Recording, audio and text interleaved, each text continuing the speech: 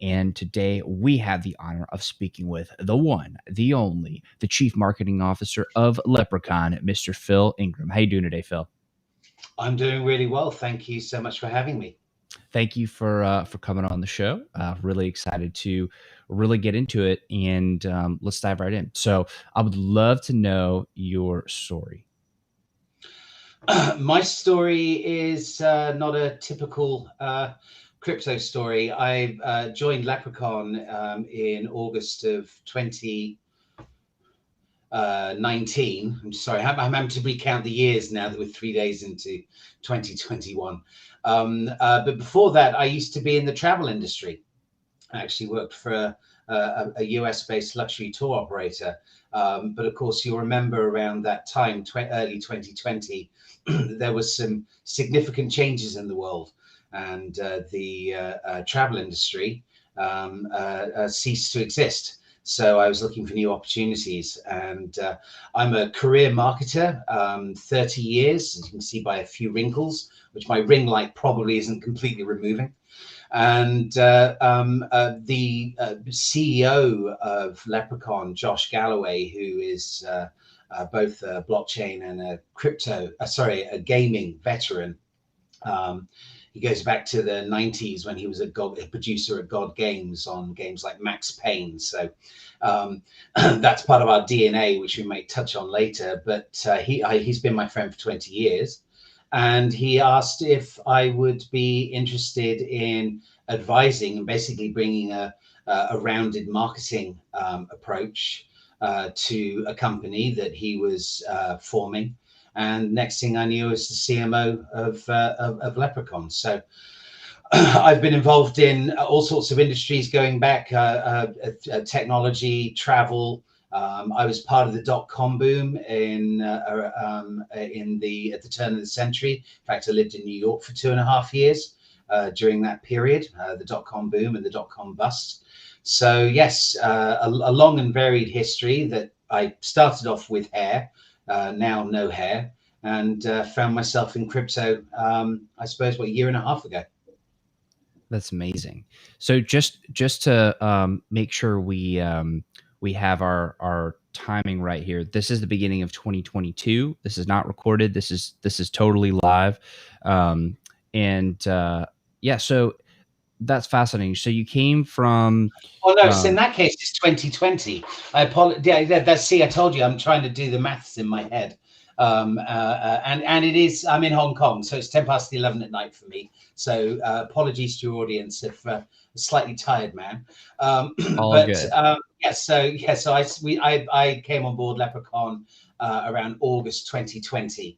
And yes, we had our launch, sort of came out of the gates around Christmas, and found ourselves on Uniswap on St. Patrick's Day, in fact, of March last year. Love it. So let's talk a little bit about how you really got into the crypto side of things. Clearly, you came from a lot of experience with marketing, that whole well-rounded idea. I'd love to talk about what you've seen work traditionally, continue to work in crypto. But let's talk about your journey still and how you really got into the crypto space and like when it all clicked for you, what that was like. I seriously got into crypto around 2015. And I bought my first Bitcoin. You could buy Bitcoin in whole numbers then. And then I started, I started hearing about Ethereum. But I was collecting sort of traditional central exchange staples, such as Bitcoin, ETH. My brain has a Ripple, XRP. I had to think for a second. And XRP actually is my big mistake. I used an old wallet called the Toast wallet, and it's the one thing I managed to lose the private key for. So I actually have a considerable amount of Ripple sitting in a wallet, and I can look at it, but I can't actually do anything with it. So that was that. Everyone has to lose their private keys once. Funnily enough, it never happens a second time. So I'd really, in terms of being interested in it, then I'd say 6-7 years ago. In terms of really getting hot on DeFi and going through that sort of change where what assets I had sort of migrated from the traditional world to the DeFi, and the extensive amount of public sales, staking, yield, LP provision that I do, I'd say that's probably about 2 years ago. And what really was the catalyst to get you over that or get you to that benchmark?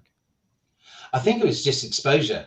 That was the period where I was really starting to spend time with people who were in that space, and that catalyzed me on those first steps to explore that space. I mean, the truth is, and this will dovetail into what you've also asked me in your question about marketing, is that and I want to separate DeFi from gaming very quickly in this conversation, but in the DeFi world, it doesn't provide the kindest on-ramps to people who are new to this. Still, it is, I've just actually watched this firsthand. My wife, who used to work for a bank until she left a couple of months ago, I can't say who or what, because she worked for a bank, she wasn't allowed to touch crypto, period.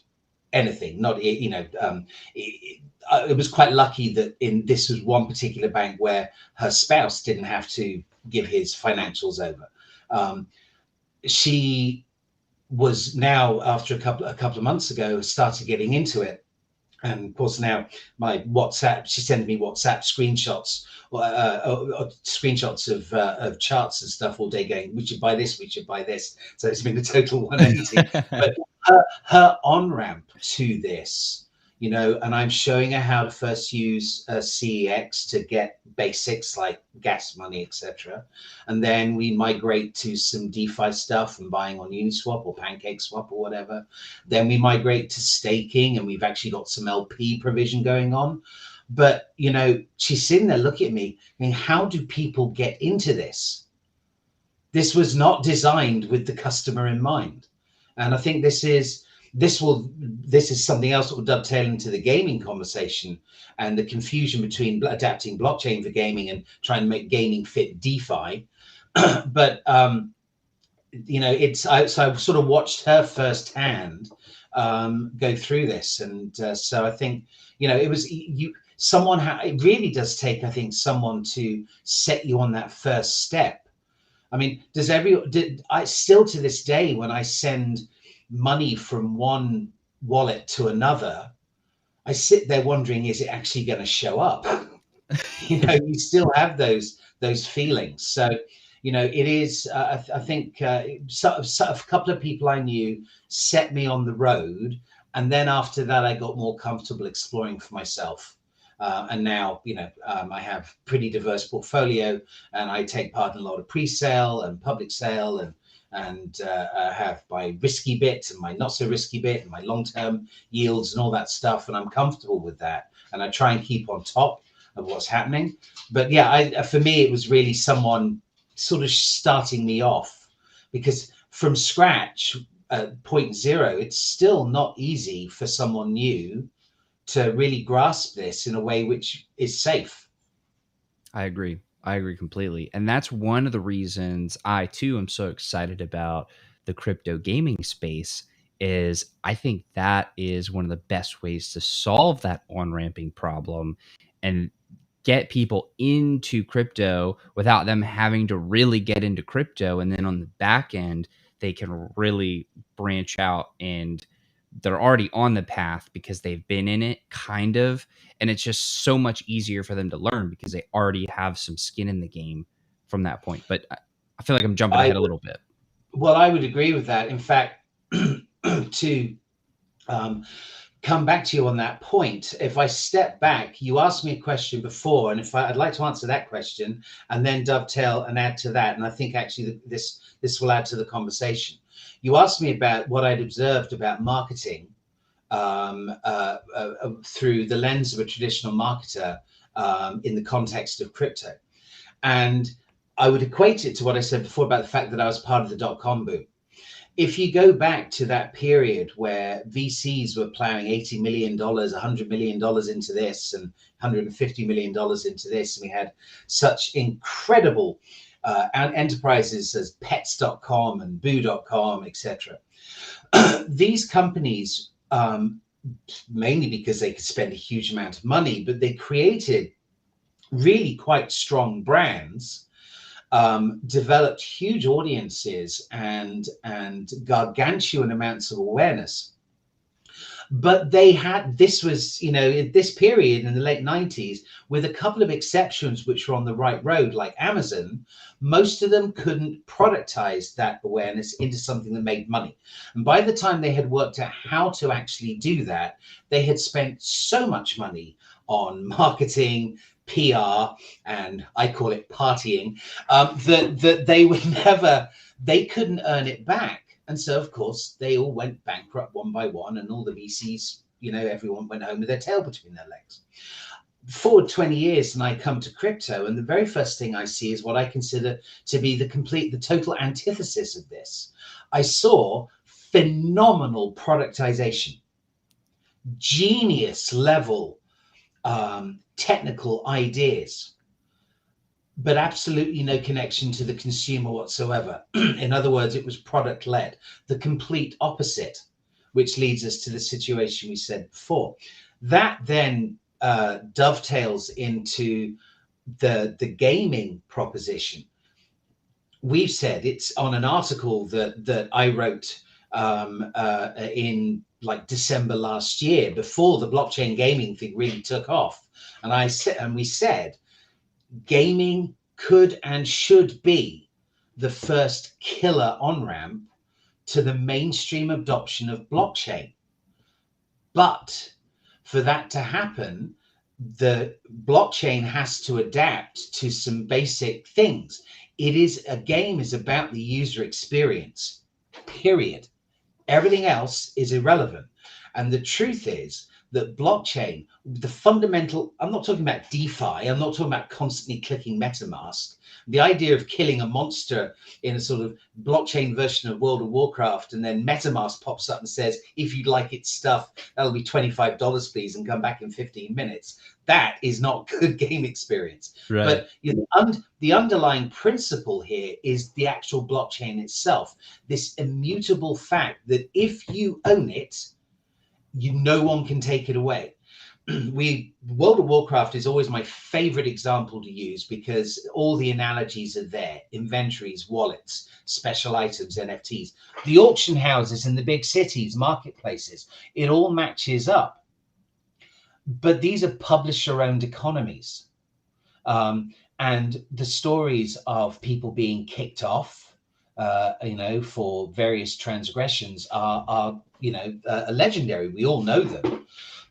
But you can imagine that if you shift to the concept of a player-owned economy, where you own what you kill, sorry, Reddit quote there, where people, I wouldn't call it play to earn, I'd call it mining by playing. But if where people, for example, I use the RPG example again, you specialize in a skill tree and then you can offer that as a service. It completely reinvents the way guilding works. So that's the principal thing to me. How do we bring blockchain into games? But that doesn't necessarily mean we're bringing DeFi into games. DeFi is a use case of blockchain. Now, this is where I get the blockchain diehards going, sacrilege. How can you say this? They've come up with phrases like GameFi. But at the end of the day, constant interruption by sovereign-based systems saying, may I do this? May I access this? Can I do this transaction?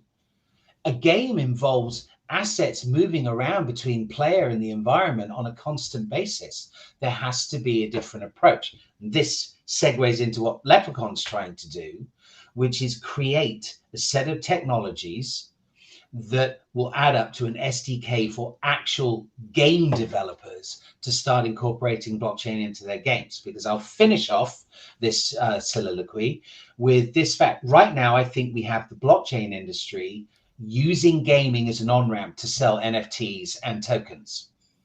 What has not happened yet is the actual video game industry, which is 10, 100 times the number of potential units, adopting blockchain to create new levels of player utility in their games. End of speech. I love it. You really hit the nail on the head there, about this idea of the game has to come first, and it has to be fun first and foremost. Like if there was no blockchain, would it still be a hit? If there were no play to own components in the game, would people still play it because it's that damn fun? Like World of Warcraft is addicting at the highest level. I've devoted thousands of hours to that in my lifetime, and I didn't even, at that point, I didn't even know what a blockchain was. But are the games that are being built natively on the blockchain with the ability to really own everything, your character, your items, so on and so forth, is that going to be fun? And I really think you hit that on the head. Can you talk a little bit more about what is an SDK? What exactly is the essence? And I know you kind of talked about the essence, but maybe let's drill down more into what Leprechaun's actually doing. It seems like you're empowering game developers, but I really want to explore that and understand the solution fully. Okay. Well, it's a solution that's in development. So we have multiple prongs of activity that are all part of a bigger picture.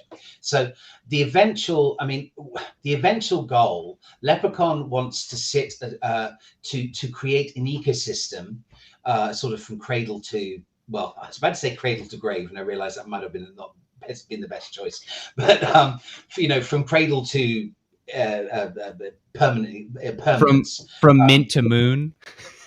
Oh God. we were doing so well until you went there.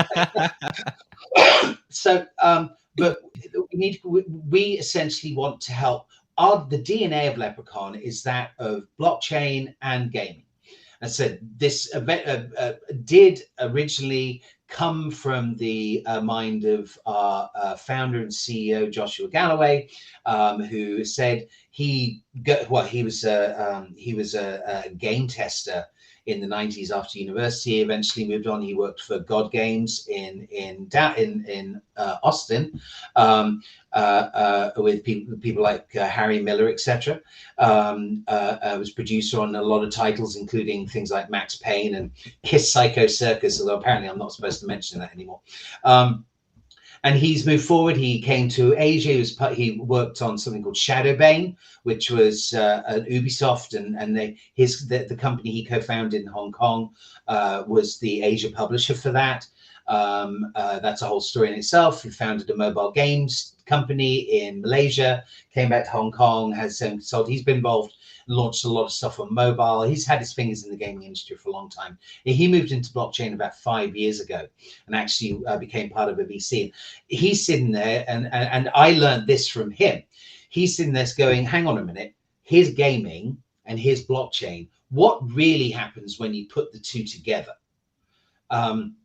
Because blockchain is looking for use cases. It is at the end like SQLite. It's a tool from which you can build something. And he's sitting there going, well, the finance is like that big, but video games are like that big. And so that's where he started thinking about this. And so a lot of what Lepricon is doing is based on trying to find our way to that. Because of all the contacts we have in the video game industry, we spend a lot of time talking to them.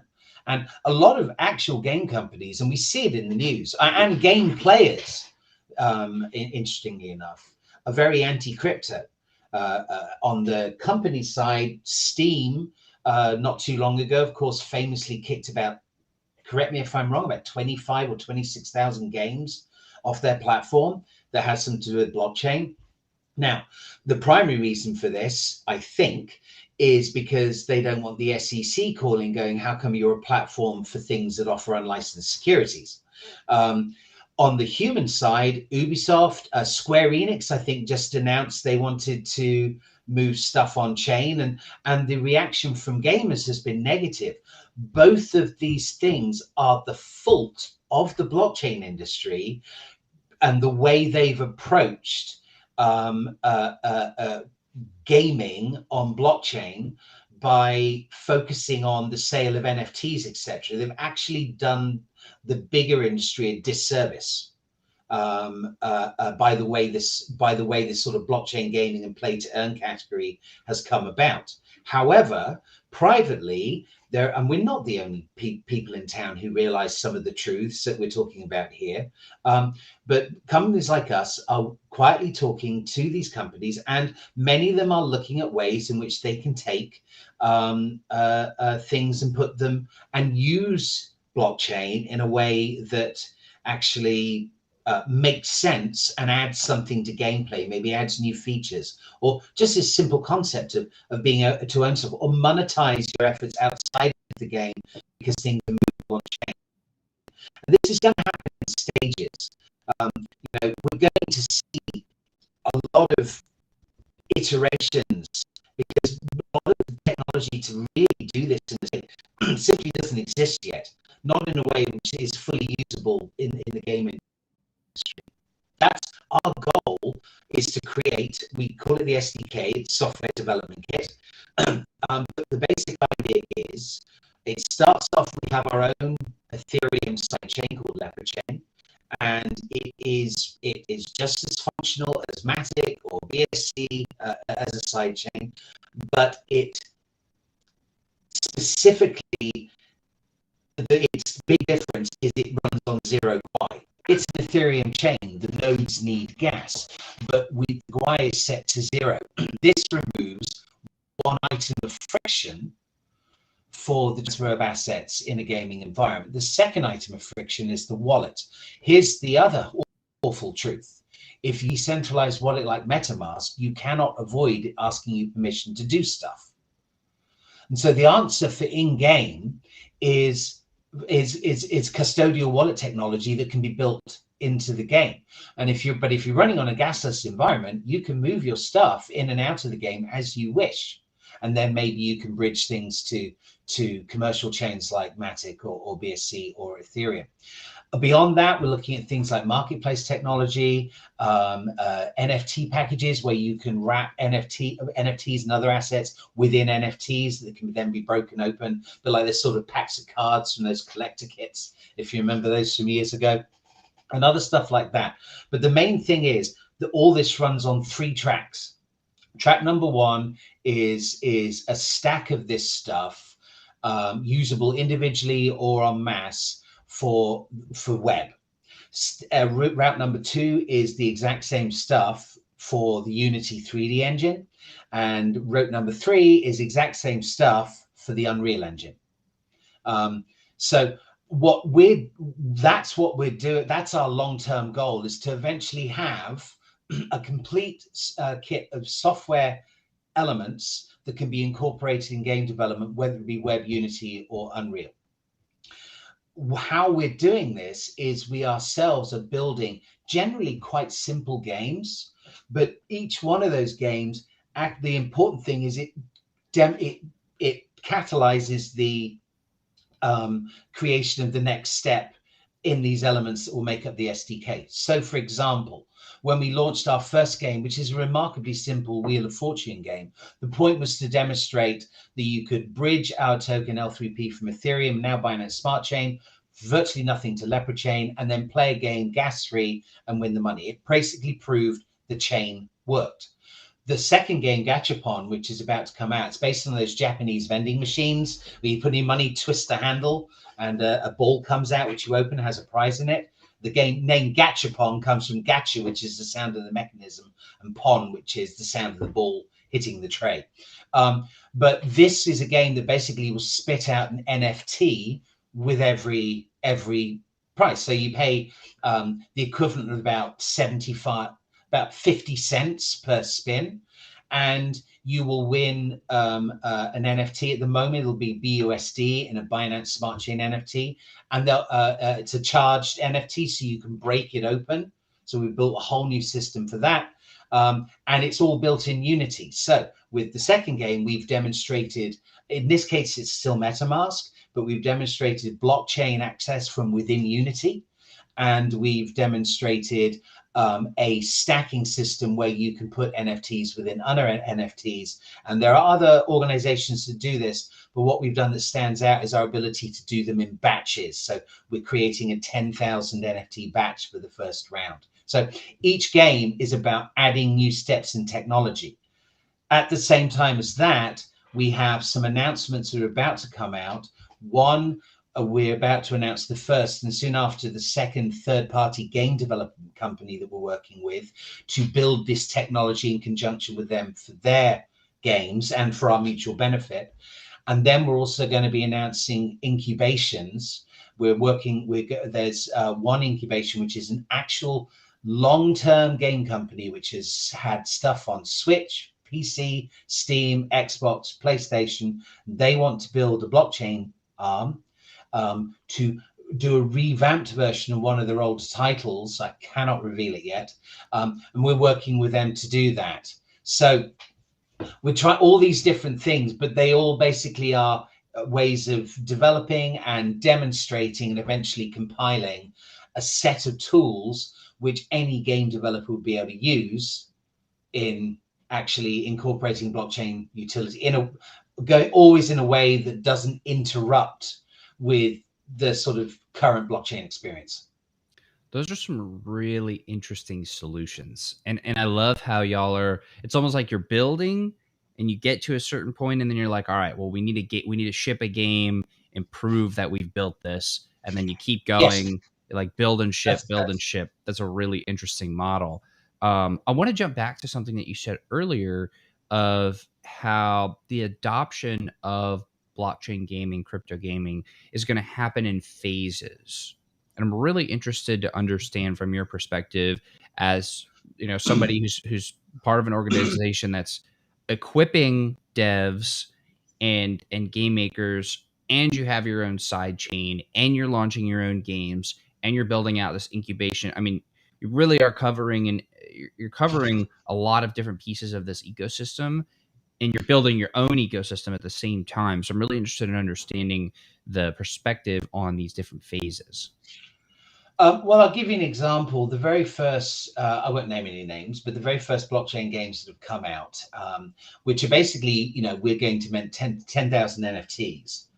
As an aside, I always wonder, what does the 10,000 first player do? But anyway, we're going to mint these 10,000 NFTs, and then you're going to fight with them in an arena somewhere.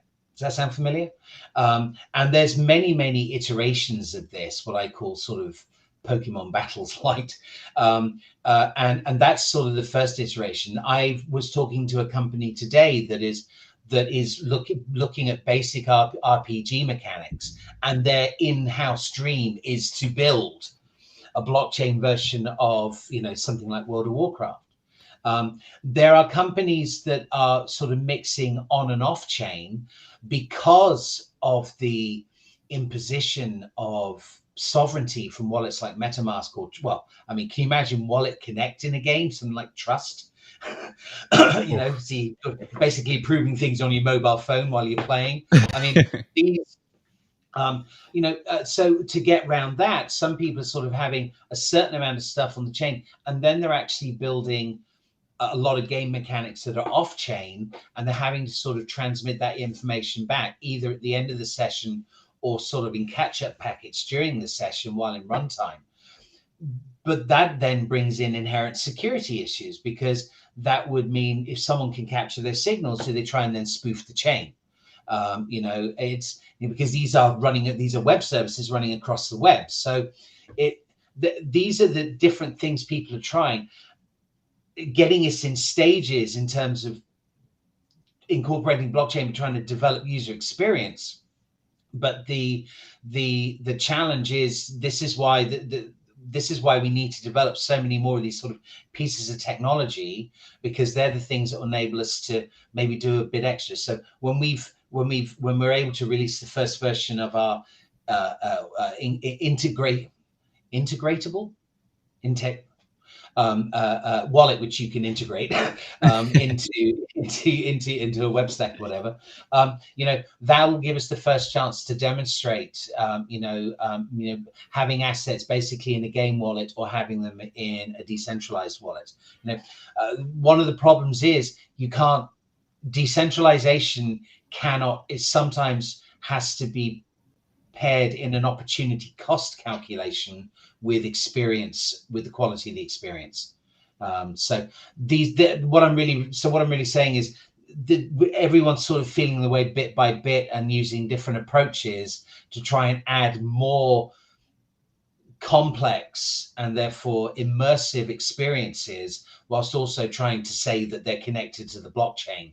And so it's going to be a slow process as new problems are solved. There's a long list of problems that have to be solved so that blockchain exists in a game and you don't notice it.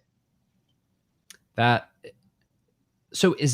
you think that's the goal of having it feel like a traditional game, but just on blockchain? Or do you think the end goal is something different?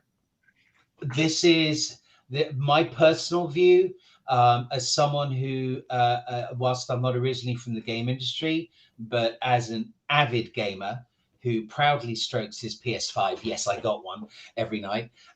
Took me 3 months to find it, but I did. I honestly think, I'll put it this way. Does, if you use Evernote, maybe a lot of people have moved in sort of the Google environment, particularly in our sort of industry. But if someone uses Evernote, do they use it because it uses SQLite as its database, or because it's just a good note-taking app? Do you think anyone in the mass market will go, wow, that game's on blockchain, I'm going to play it? The point is not the blockchain. The point is the utility that could be developed from that adds a better game experience, gives people creates player-driven economies within games, revolutionizes how guilding works. But nevertheless, also connects to the decentralized world. So, for example, if you spent half your entire life and have put on £50, finally getting the Sword of Damocles at level 762 of whatever game you're playing, and you're only one of 3 people who's managed to get one of those, then yes, could you transfer that to a decentralized chain and sell it on OpenSea? So it's really about adding utility to games. This is why there is such a schism between the blockchain industry talking about games and the actual games industry talking about games. You just want to be able to fire the game up and play. If your onboarding to a game is get a wallet, but get a Binance account, buy some ETH, get a MetaMask, transfer that to there, go to another website, buy this token with your ETH, go to an NFT sale and press the mint button. So that's not an onboarding system that any game company would exist. People should just be able to load the thing up and play. Agreed. I just want to give a shout out. We do have a couple people here in the comments. Just want to give a shout out to Scott Taylor and Joseph Harper. Thanks for tuning in, y'all. Really appreciate you. But yeah, absolutely. I think it'll be interesting. I was saying absolutely to the part of it has to be a fantastic game experience, and then the blockchain adds additional utility to it. What I'm kind of wondering is, will there be a time, and I believe so, and I'm curious about your perspective on this, where the blockchain enables blockchain games to go beyond what a traditional game was capable of doing, beyond just the utility of better guild mechanics, better ownership, like beyond the things that right now it's like, well, that would be really cool to have, and I think it's important to have, but to the point where we can hop from one game through a portal into another game, and all of our items as NFTs and our character as an NFT comes with us, and we have this almost this ubiquitous character that is the NFT, that is our identity. And because of the blockchain, we're able to take that into different games, into different universes, and just kind of like portal hop from game to game, where that would never be possible because all of the traditional games are just not linked up in that way. Like, do you see a future where that is the case? And if so, is that to you like a bright, shining future of, wow, this is something that can only be done on the blockchain as opposed to just enhancing? Well, I mean, it could. It could. I mean, for example, this importing characters. I know I'm using an ultra simple example. I mean, if anyone played the Mass Effect games and you were to import your character across 1, 2, and 3, you know, that concept, that simple concept isn't new. But what you're talking about, absolutely, that is exactly one of the things the blockchain enables. Technically, that's possible now because the data exists on chain. It's up to a publisher to build a receptacle that will answer the question. So, but that is, I do believe that is where the market will drive it happens. Now, I'll give you an example, a very simple example of someone who's actually about to do that right now. There is a company that we announced that we were going to partner with. They're called the Pit NFT. They released 5,000 of what they call these pit monsters. And these pit monsters, the first 100 to get in, go into this sort of battle royale game. And it's then computer driven. You know, it's sprites running on the screen, but based on various stats and some randomness and some good luck or bad luck and some AI mechanics about when sprites do what in what circumstances: run away, chase, attack, gang up. They have their own creatures, but what they're actually looking to do, and they're going to do it with us, is work with other NFT collections and map the traits from the outside collection to the traits and thus the logic within the game in their collection, so that other NFT collections can come into their arena and battle it out. So that's an example of someone based on current constraints who's actually thinking that thing. In the case of the metaverse, of course, we have a very, very interesting thing happening right now where we have multiple metaverses. That sort of reminds me of, I'm very old. This reminds me of the days of CompuServe and AOL before there ever was an internet and everything. You had these dial-up services. And so that's where the metaverse seems to be at the moment. Will there ever be a metaverse? Or if you have a character that works, can you basically portal in from Sandbox to NetVRK to Decentraland or wherever else? In some way in which you can maintain a single identity. Because to round this off and then hand it back to you, you mentioned a word before, identity. And one of the most crucial things that's come out of the decentralized world is that concept of controlling your identity. And that is certainly that is one trait from the DeFi world that I think would do very well if brought into a gaming metaverses, where it might start off with moving from game to game within a publisher, and then possibly games might say they adhere to a certain character system. That means any character in that system could go into that game. Who knows? But yes, that sort of portability is absolutely enabled by blockchain if the market demands it and the publishers acquiesce to it. So in your from your vantage point, in your perspective, it's interesting you mentioned this kind of seeming like the dial-up days where we're just so early on. I want to kind of try to quantify that. Like, how early are we really in this whole blockchain gaming, crypto gaming, metaverse life cycle? Like, Are we still in the Pong days of early video games? Are we at like $100 Bitcoin?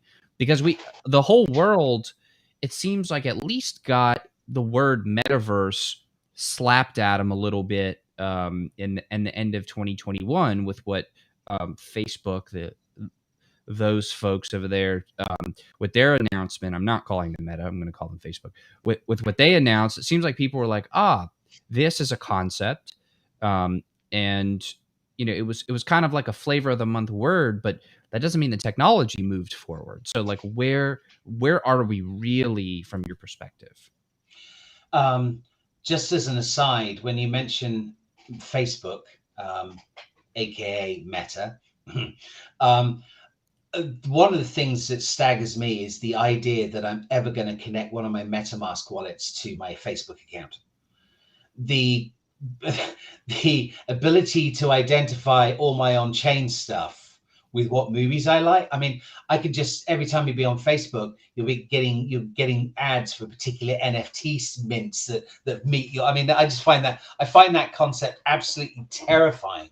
And but then again, I had someone today argue most people may not care in the mainstream. I don't know. People are very willing to give up a lot of data. Your analogy is very good, and I'm actually trying to think through. I think you can accurately use that sort of thing. We're at Pong or we're at Donkey Kong or whatever. But I think what you have to be aware is because of these, in those days, we didn't have the communications channels we have now. And I think what that done has compressed the period of time. When the guys when Nintendo were making Donkey Kong, no one was sitting there in America. Oh my God, these guys are making Donkey Kong. We got to make something else. No one knew. Now you're making something online. Everybody knows. So everybody's trying to one up that and beat that. And this really does compress the development time. So I'd say we're somewhere in the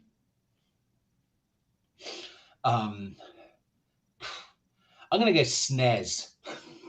I'm going to say we're in SNES because we have only just seen the first inklings of what this could be. There's a video going around called Welcome to the Metaverse 2032.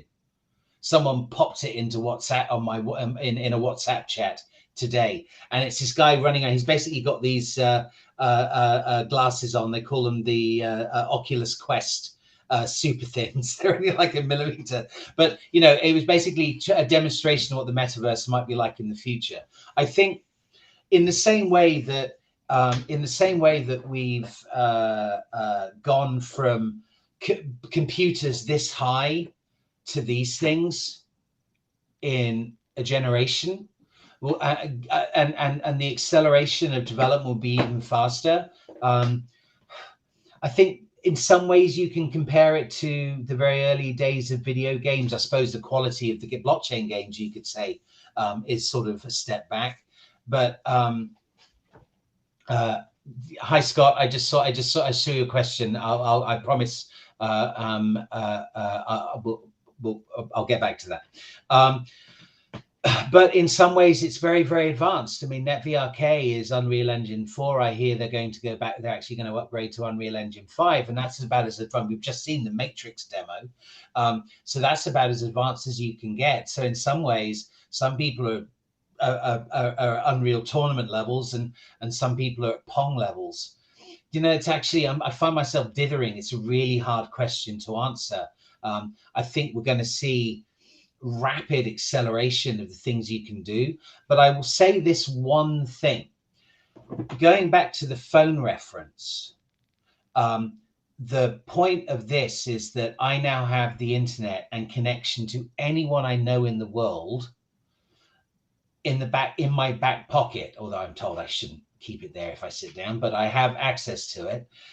Now with this, the looming of VR and the metaverse, we seem to have gone back to you've got to put a big pair of glasses on your head and go home. I'm interested to see how the mobility that has become ingrained in our DNA matches with almost like the reemergence of the equivalent of appointment television. You know, everyone will meet at 8 o'clock. I've got to rush home to put my spec. Or, you know, do you have VR cafes where you can pop in and connect to your account? So what I'm really interested in, and I don't have much visibility on, is how we bring the mobility back, because currently the VR metaverse doesn't sound very mobile to me yet.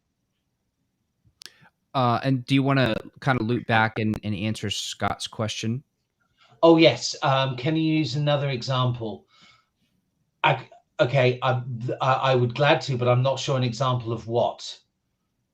The SNES example of where exactly we are in the blockchain gaming life cycle. Okay, why don't we go with somewhere between the formation, somewhere between, thank you, Scott, my new best friend. Okay, so let's say if we're still around the Cretaceous, I'd say Jurassic. We're in, if we want to go up to the point of human development, then I think in the Jurassic period, you know, it's still really, really early. And we've barely seen a scratch on the innovations that can come about. I think the real trick, the real change is, as Steve Jobs would have said something like this, and he is a hero of mine. It's not about creating great technology. It's about finding customer desires and needs and bending great technology to solve those problems. And I think we are starting to move in that direction now. And I think whether it be what blockchain can do for you, what the metaverse can do for you, your ability to Scott's awesome. You're officially awesome, my friend. I'm going to find you on LinkedIn. To find just all these parallel paths. They haven't really tied up together at the end. And I think we're all going to be along for that ride. And a company like Lepricon is probably going to have to continually pivot, because, you know, an innovation will come along that we didn't see coming, and we have to, okay, well, that changes the game slightly. What do we have to do to adapt? Because it is almost impossible to keep up. If you kept up, you wouldn't actually get any work done during the day because you do nothing but reading. Exactly. So I'm so interested in this idea of chronology and the timing of everything. But once we get there, quote unquote, you know, get there, what does that actually mean? And how will we know we've arrived? Okay, this is where I bear my credentials as probably not the greatest futurist in the world. I think, I suppose it's made up of some very core components. The blockchain really is the simplest example of the blockchain. And obviously there are programmatic layers, you know, so take an NFT, for example. The fact that an NFT can hold a JPEG is not the exciting thing. The fact that only one person can own that NFT is, to be honest, not the exciting thing. The fact that you can make an NFT do stuff, that's the exciting thing. The fact they're programmable, and there are various people, and this is where new chain like Solana is bringing some new facilities. And a big step forward from the 721 was Engine's 1155 added a whole new series of capabilities to NFTs, and new standards will arise. An NFT is essentially an entire computer in a little package. And therefore you can make it do stuff. It can respond to stimuli. It can answer questions. It can develop and evolve. That's the really exciting stuff. You know, an NFT is an entirely programmable unit, just like my MacBook or this. And I think that's going to grow and grow and grow.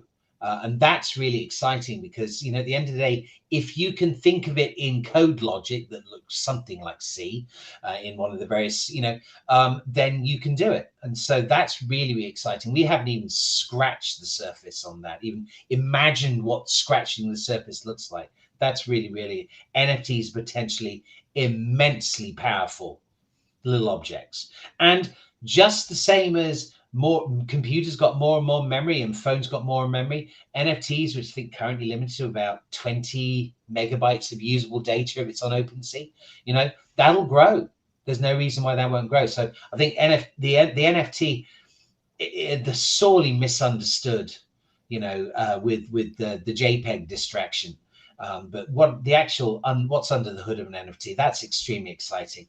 On the metaverse side of things, who knows? I mean, maybe we are going to be wearing glasses so we can actually experience the metaverse, or some form of augmented reality metaverse, which is probably a good idea. Otherwise, are going to walk across the street and get run over by a bus. But everyone remembers everything from getting shot at to getting run over when Pokemon Go came out. So everyone walking around the street wearing these so wearing the new version of the metaverse glasses, that doesn't sound like a very good idea to me. But in terms of that mobility of it, in terms of being able to connect to our friends, in terms of being able to access services, although I've also heard some people argue, well, what's the two main things you can do on the metaverse is buy things and play games, but does it, do you have a more in-person experience? I've tried things like VR Meet, and it's very interesting to have that sort of in-person, even if it's an avatar experience. Will your avatar could it be you? Or is it going to be more sort of the Ready Player One? I don't know. I mean, we'll have to see where the technology goes. We can imagine all sorts of things. But I'm not sure. I'm not sure if we're actually going to be walking on treadmills, though. So, I remember watching Ready Player One, which is a great movie, but he's walking on the treadmill, and that didn't entirely make sense to me, because how do you turn left? Right.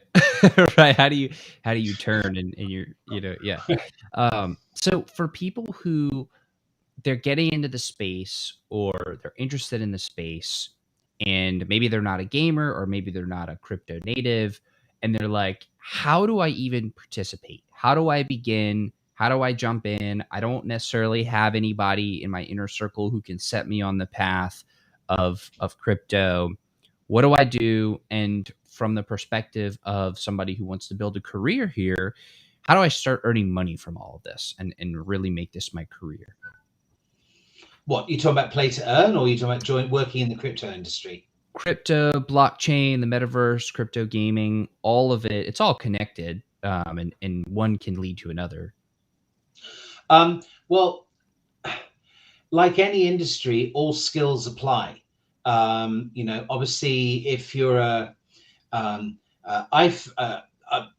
as an aside, from a separate part of my, I also happen to be a Zen certified PHP developer. Would you believe that?